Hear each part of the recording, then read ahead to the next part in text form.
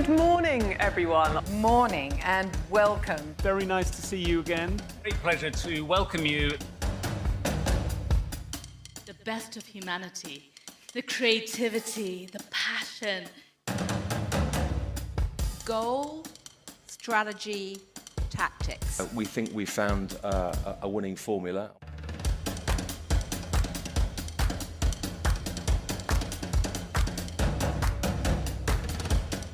When will we get these amazing AI-designed cancer drugs? Good questions. Do we really need net zero? I do believe that we need to think about more ways to bring change, and for me it's really the change that matters. Let's use a carrot, not a stick, to get young people to invest. For the first time, AI is intelligence that augments people. We focus on price stability, but we have to take into account growth, employment, innovation, productivity, climate change.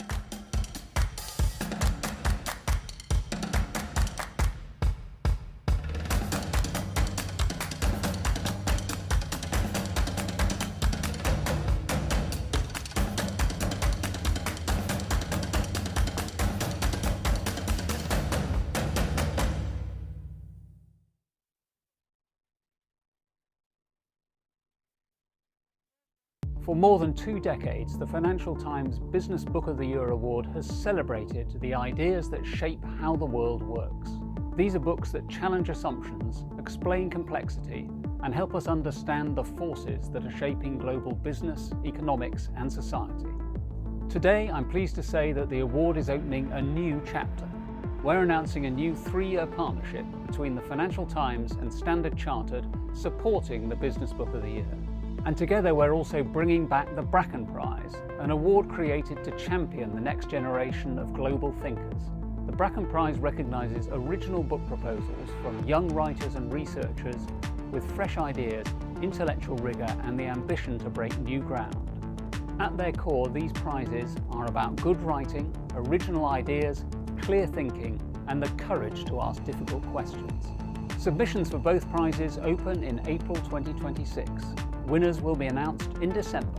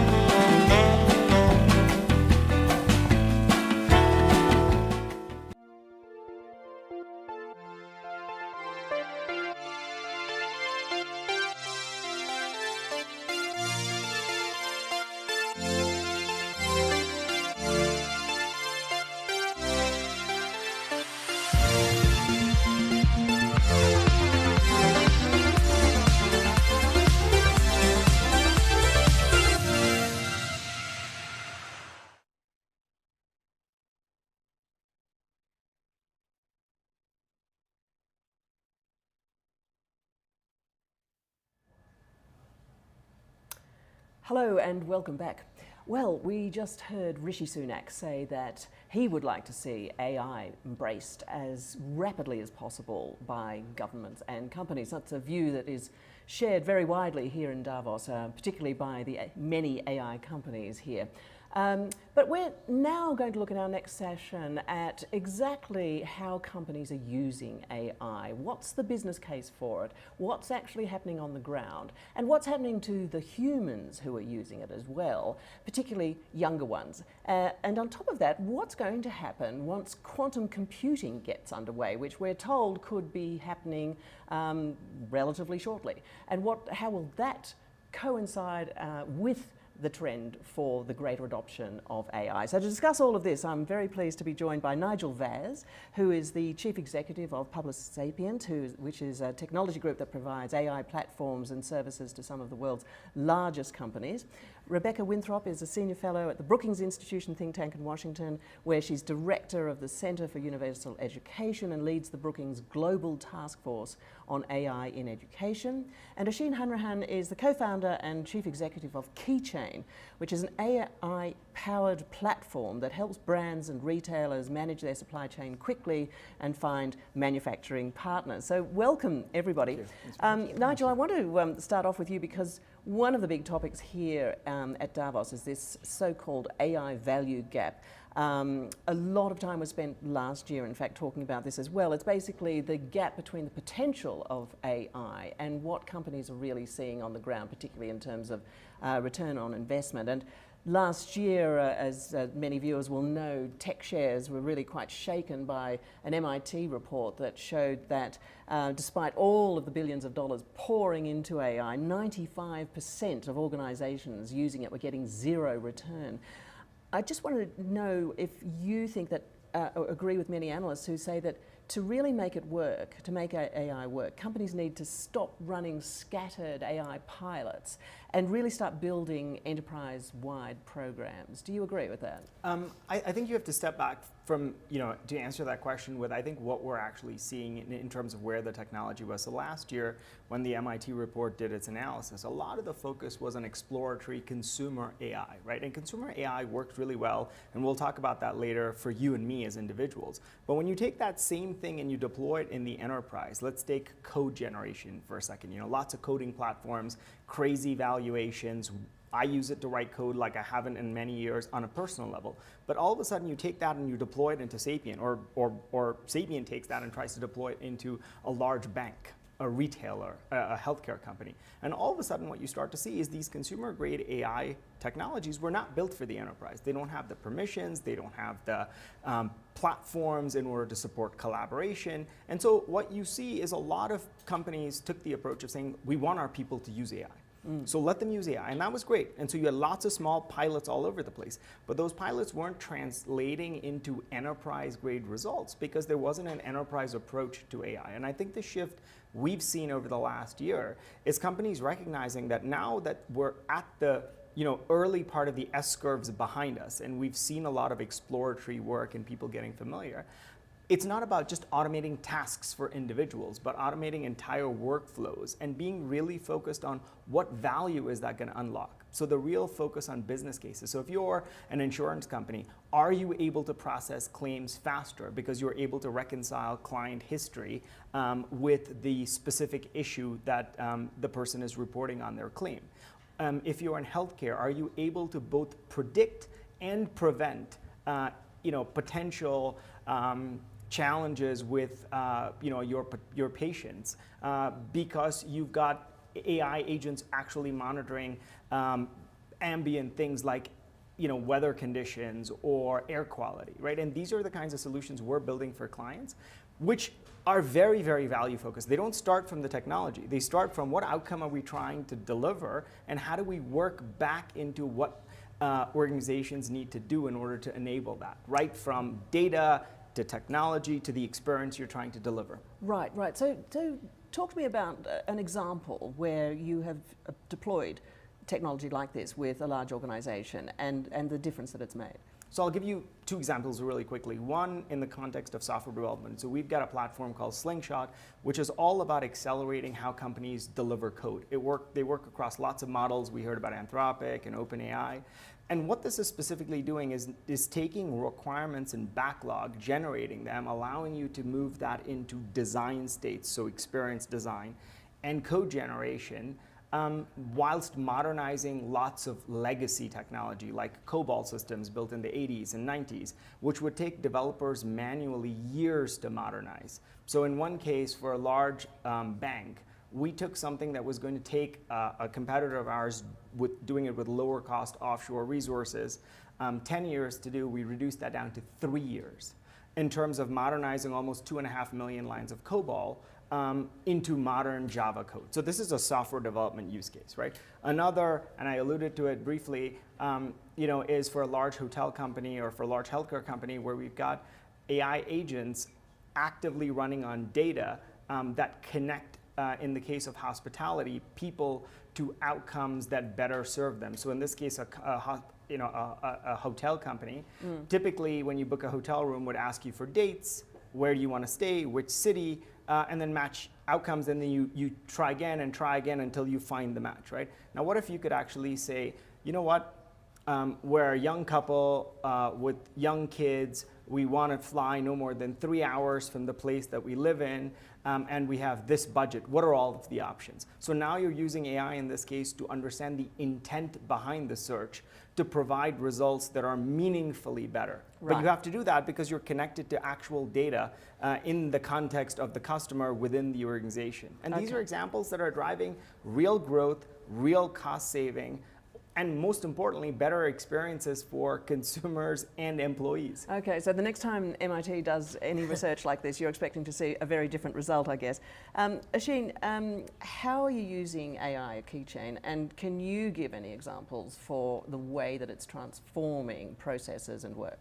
For sure. I think one of the biggest challenges when you look at a report like that is the expectation gap versus reality. And I think we went into this world with massive deployment of capital at an infrastructure level, and we had to create a story which looked like the Jetsons or looked like Star Trek. And the reality is, exactly as Nigel said, the enterprise isn't ready for that change. The enterprise isn't ready to have organizational change that changes their workforce by 20, 30, 40%, because it's painful and it's hard. I think where there has been a lot of early success is not on task solution because it's so micro, but on full process solution where you take a process, and that's where we've had a lot of wins at Keychain, where we work with the biggest brands and retailers in the world to help them manage their innovation pipeline and their supply chain. So take a very large US retailer that has a goal of launching thousands of private label products. That's a pretty intensive process. You've got to look at where the gap in the market is, what your product is going to look like. You've got to source manufacturers. You've got to go through every process from RFI to RFP, RFQ, and ultimately get to a product on the shelf. We've taken the first 500 with a large retailer, 500 products, and we've shrunk that process down by about 70%, allowing them to get product on the shelf faster, which has ultimately a positive impact on their bottom line, on their revenue growth.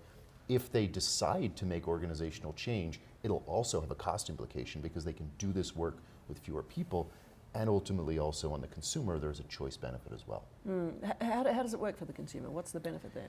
Well, if you think about the vectors of consumer, you've got price, convenience, selection, right? So in all of these situations, you're attempting to increase relevant, convenient choice. So you go to the store, you go to a grocery store, and there's a branded product on the shelf. If there is an own brand, a private label competitor, you're increasing choice for the consumer. You're probably also reducing cost because the branded product will probably be more expensive than the private label product. Right, interesting. Now, Rebecca, you are looking at the humans who are using AI, who are not necessarily customers of or working for Keychain or Publicis Sapient.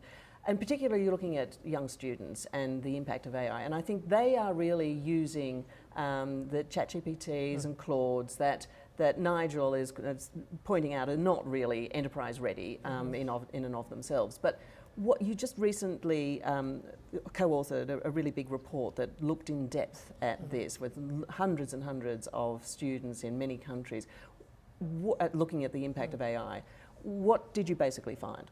So we looked at the question of, are we on the right track with AI, generative AI in students? It was a big sweeping look across 50 countries, just to see early days. Are we heading in the right direction or do we need to pivot? And ultimately what we found is the risks overshadow the benefits currently as AI is deployed now for students. It's not that there aren't benefits, there are. Really narrow deployment of AI has a lot of benefits. It really helps teachers, it helps second language learners, it helps neurodivergent kids and kids with disabilities. It shrinks, talking about shrinking time, shrinks the time for refugee camps to create curriculum by 3 years to a month. All of those are good and often intermediated by professionals and educators. The problem comes when there's wide AI use by children, which really is they're on frontier models, they're talking to AI companions, they're doing their school work, often outside of school, maybe inside of school, and it really undermines their ability to learn how to think independently and to be able to receive feedback, which is crucial to learning. It's also crucial for good employees in the workforce because they're so used to engaging with sycophantic AI that is agreeing with you. Now teachers have to give feedback. You made a mistake. That's not the right way. And kids have to learn to say, oh, wait a minute, let me take that feedback and adjust. If kids aren't practicing that when they're developing, we're really worried about what that means for the future, as well as what I'm beginning to call cognitive stunting, because it's not just that kids are skipping a few steps in their homework, they're actually missing a chance to wire their brain to be able to think independently when they're older. That's so interesting. I mean, because of course, I have noticed, as I'm sure you have, that my biggest friend in the world is ChatGPT, who really thinks that everything I ask it is a genius question. Yeah. It's incredible. I just wish my editors all felt the same way. But so yeah, that is really interesting. I mean, what's the answer there, do you think? Because you can't just roll up to Sam Altman, or you could actually this week, but or any of the other leaders of these generative AI companies and say, excuse me, could you just tailor this a little bit, please, so that kids are not going to get into trouble? So what is the answer? Well, I think you absolutely have to have governments stepping up and putting safeguards in place for children. We didn't even touch the child safety issue, which is extreme, and that's been what people have mostly covered. Yeah. So governments need to put child safety regulations on these, but I also think that education systems can band together and have a set of criteria for procurement, for what they will buy that has privacy, has antagonistic AI baked in, makes sure that kids are using it to develop their mind, not make them stupider. I think that could be very powerful. Yeah. So maybe I'll just jump in as a father of a teenager. I have a strong point of view on this. My sense is this is exactly what I was talking about in the context of the enterprise, right? ChatGPT and Claude are fantastic as models, but we can't forget that we have to build things on top of them. So, my son uses Khan Academy as an example, right? Great example. Phenomenal tool on top of the same models, but with reinforcement around learning, with actual and feedback. Antagonistic design. They don't just give you the answer. So it's not I don't think these models were designed to solve problems for all of humanity for every use case, right? We've got to think about what are the things that are being built on top of them. Just like, Oisin talked about keychains solving the gap in manufacturing. And in this case, we need the same thing for education. We're seeing the same thing as an organization with a lot of young people, but also a lot of people who've been in the technology space for a long time. We have 100,000 people in Publicis, 20,000 odd people in Sapien. And actually, even people in the middle of the organizations need to unlearn what they've learned and relearn a new way of working. And they need support to go through this unlearning, relearning, and learning process, which is very different from them and requires similar rewiring that you just talked about with kids. Because in some cases, even more so. Because all of the things that have made them successful, like if you're a fantastic developer, you could write code better than anybody else. Guess what? If you choose not to use the tools we've built for you, you're going to be less successful than a kid out of university who's learned how to embrace these tools in the context of our enterprise. And those require rewiring too. The other thing I would just say here is we have to spend a lot more time and energy thinking about the humans and their capacity as we're everywhere, in companies, in public service, and schools, as we roll out this technology. And humans are not mini cognitive processing machines. We have to think about how their social adjustment is happening. I was just at a meeting this morning, and someone was saying they did an assessment across their software engineers because they have a huge morale problem in their company, not because they're being replaced, because they're lonely. Because instead of asking their colleagues about a question, they're just asking their AI, and now they don't like coming to work.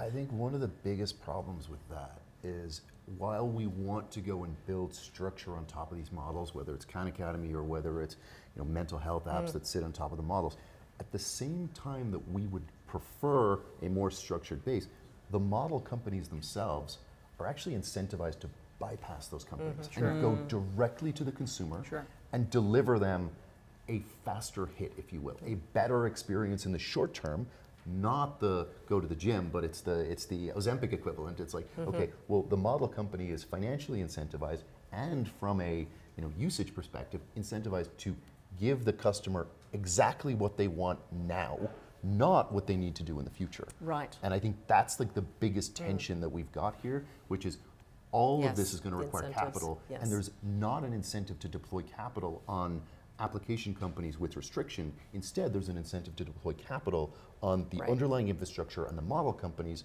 which are leading us down a path that I think we all have a lot of concerns. Yeah, and at the moment we're only in the billions. We're heading for the trillions of investment in model makers, and that in very short order. Well, I just want to ask, before we run away with ourselves, because we could, I mean, these are fascinating questions, but we also may be seeing quantum computing coming down the pike faster than we think. I mean, the estimates vary. But Nigel, with your clients, I mean, how knowledgeable are they? How concerned are they about the cybersecurity and encryption dangers, basically, from quantum computing? Because I would hazard a guess that it's not as widely understood as it might be. I think quantum is probably where AI was a few years ago, right? It's essentially now moving out of the physics into the enterprise and starting to recognize what are the issues that companies have to get ready for now. So post-quantum cryptography, from a security perspective, as you called out, is something that is being discussed a lot. But what I will say is, because quantum deployments in the enterprise are few and far between outside the tech companies proving the technology, most enterprises are where they were with AI pre-ChatGPT. Yeah, exactly. In the what do we need to be aware of, what do we need to understand, what do we need to prepare for. But in almost every one of these instances, right, I think the recognition is there, and I think AI has particularly been good education, that unless you actually connect your data ecosystem, unless you ready your systems, overlaying something on an existing infrastructure that was not built for that is a road to nowhere. And I think we saw that with AI. There was such adoption, like Oshin was saying, of, like, again, I'll use this expression, consumer AI, right, in the enterprise, that very quickly started to become something.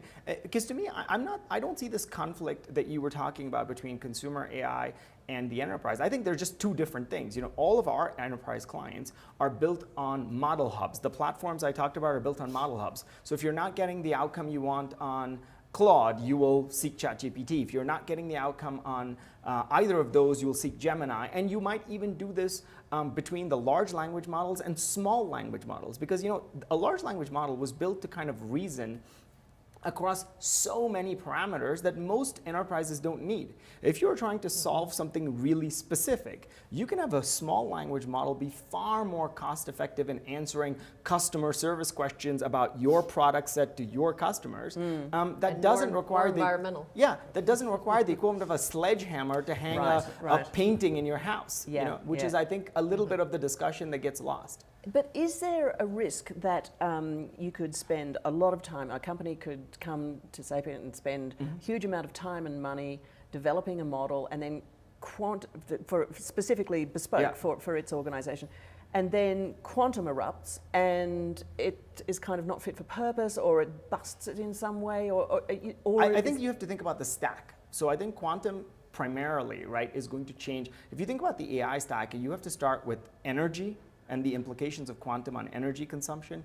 You've got to start to then look at the quantum impacts on compute. And for me, those are the layers of the stack, as opposed to, and perhaps model development is the third layer of the stack, right? But I think the last two layers of the stack, which is the applications and the agents, which are specific to the organizations, are probably the most removed from that. Because quantum will start from the bottom in terms of its impact, the energy efficiency and the implications of that, the development of compute in a fundamentally different way, right? And that will also speed up model development in a way that I think today, with reinforced learning loops, reasoning is plateauing. I mean, you can start to see that with model development, right? We saw the real acceleration of AI in the early days, and then you're now starting to see a little bit of plateauing in terms of this. And this is not because we are running out of compute and we're running out of data to constantly create these reasoning loops that are training models. And I think quantum will start there, So I think for most of our clients, quantum will be delivered most likely in the initial phase through the Amazons and the Microsofts and the Googles through the cloud providers. Through the cloud, and so it will so protect they won't be directly initially. Involved. Yeah, but Rebecca, when it comes to the governance and guardrails, I mean, we've seen what's happening already with AI, where it's basically just burst upon the world, and governments are very much struggling to catch up. We haven't, of course, begun to think about quantum because it hasn't been deployed in the same way, but are you concerned about what might happen once we have AI, then quantum? Very much. I mean, I think about humans and young people, and first we had social media, then we had COVID, now we have generative AI, and is quantum going to be the fourth big punch? And it's very clear that the brilliant technological innovators sitting here and many others around the world are moving really fast and doing incredible things. And they could be used for many wonderful things. We just heard that from Kirsten about healthcare. But I'm really worried that it's going to be unleashed on our human institutions, our schools, our governments, our city halls, et cetera, without appropriate guardrails, training, and human capacity building. Already we're seeing, just with generative AI, that ransomware attacks on schools are up 70%. Schools are not equipped for this. They're trying to educate your children. So we really need to think about much larger infrastructural capacity building accompaniment that probably has to come with government, frankly. I think we're at this dangerous part of the curve at the moment. You talked about moving fast. I'm reminded of the famous quote from Mark Zuckerberg that got him in a lot of trouble, which was the move fast and break things. I think we're certainly at the moving very fast, ingesting very large amounts of data into these models that I would be relatively confident there is data in these models that should not be in there. Absolutely. And I think we're looking at them and we're saying, okay, well, is it just the scraping of the web that was unpermitted or not, we didn't have adequate permissions, or is it actually the consumption, in some cases, of private data that should not be ingested and should not be used to drive consumer behavior or consumer trends? I think that's a very real risk. I think the price, the convenience, the selection, all the benefits the consumer is getting are being traded off against privacy.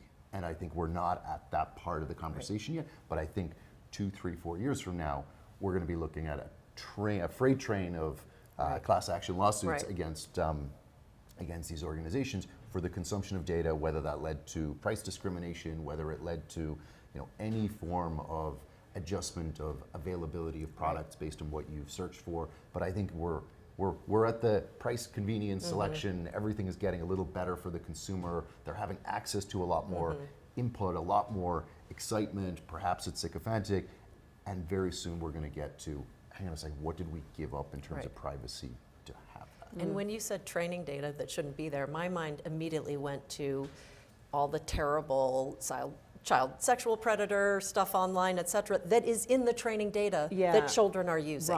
That schools are using. So I was thinking like the content, like there's a lot of stuff on the web that's digitized that we have scraped that we don't want in our models. My mind goes to the personal searches and the searches that people have done, which would drive insurance premium or access to medication. Totally. Or, pick any version of that. And we, I think we're in a world now where compute has enabled price discrimination in a way that we haven't historically had. Like we see it on, we saw the Instacart story on groceries. We understand it on airline pricing. Like the price discrimination impacts a percentage of people. For the majority of people, price is going to fall, but the margin is going to come from discrimination on access to price. I mean, it's a really interesting point that you raise about consumers, because I think it is very possible, particularly when you hear stories like yours and Nigel's, Sheen, that we're very soon going to be seeing lots more stories of how companies are benefiting from this, and indeed the next MIT report will be looking quite different from the one that we saw last year.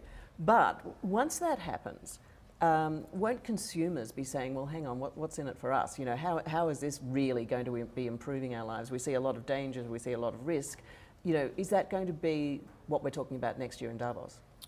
Look, I think that the enterprise is going to benefit. I think it's going to go through organizational change. Exactly as you pointed out, there's going to be a reduction in workforce. It's going to either drive revenue or it's going to drive cost savings. I would put money on cost savings within a short period of time of 18, 24 months, call it, not the 9 months from when we deployed it. I think for the consumer, the majority of consumers are going to see benefit on price, on convenience, and selection, but there are going to be a percentage of consumers who are going to have a worse experience. I think the workforce is also going to have a worse experience. I think particularly there is some tension on entry level, but I think overall we're going to be in the same position we were when we first started embracing search and technology and email and Gmail, where we traded off privacy for convenience. And for the majority of people, I think we are going to end up in a place where we're going to rely on government to step in and say, okay, we need regulation to protect certain groups of folks. Otherwise, we're going to end up in a not great place. Yeah, yeah. So one of the very interesting aspects of AI is it's not just that I completely can understand why people might feel lonely, who are right in the centre of it because they're just talking to it and dealing with it all the time. But the other thing is that people are literally automating themselves out of jobs apparently in the model, in Anthropic and in all of these places because they're using their own product to basically do all sorts of things with coding that was not possible before. So I wonder, it's really interesting to think about the skills, the tasks, the jobs that are going to be disappearing. I mean, we all thought, I think probably 6 months ago, well, it's entry-level people in no matter which great universities they went to, they might have more trouble at law firms and professional services and financial services. Actually, when you look at the salaries that people are offering junior lawyers, that doesn't seem to be the case. But London's Mayor, Sadiq Khan, just said the other day that he was worried that when it came to financial services, professional services, in the City of London, there's just going to be this job apocalypse unless something is done. And so I just wonder what you think about, how we're going to be dealing with basically middle-class professionals who aren't used to seeing their jobs being threatened in this way, having to confront this. One of the things we're looking at Brookings with colleagues other than myself is there a new type of lifelong learning training ecosystem? Is it a partnership with employers and higher ed institutions that have to go back and forth? To your point, you talked about unlearning, learning. Do we need, my colleague Molly Kinder talks about, do we need some idea of medical residency for white-collar jobs? How can we have universities that do academic courses and then get credit in graduation for a 6-month stint in a company? Because there's really going to be no way that universities alone can figure out what skills are needed in such a fast-paced. That's a really interesting point, because we've always expected universities to be able to do this, right? We can't. I think it's a mindset shift at the individual level as much as it is organizational and government, right? I think we've operated on the Industrial Revolution principle that you study for the first third of your life, you work for the next third of your life, and depending on how well you did the first two, you'll probably have a good last third of your life, right? And I think we have to recut that model to a learn, unlearn, relearn, and the resources have to come from institutions like universities, government support, actual employers trying to help people figure out what, because it's not like we don't need people to do things. There's a lot of things that AI is doing today that people don't want to do, but are being forced to do it in the same way that factories, weren't designed for people to assemble cars, and now machines do them, and so it requires fewer people. The difference we have now is the rate of change is much, much faster. Just like we saw with the internet, the rate of change keeps increasing, and so the level of strain that it puts on people requires, I think, this reshift, and I think we have to reconnect with people's expectation of how they're going to live their life. Because I do feel like in organizations, and we have this conversation all of the time, that it's not just because you've now arrived that you stop learning. I think our kids and kids who are younger in schools today have got to get used to this idea that it's going to be a constant equivalent of a 4-year degree every 4 years on a consistent basis, because every 4 years, whatever you learn in the last 4 are not going to be relevant. Right. In the same way that we teach people who come from a 4-year university degree that almost everything they learned has got to be unlearned and relearned differently.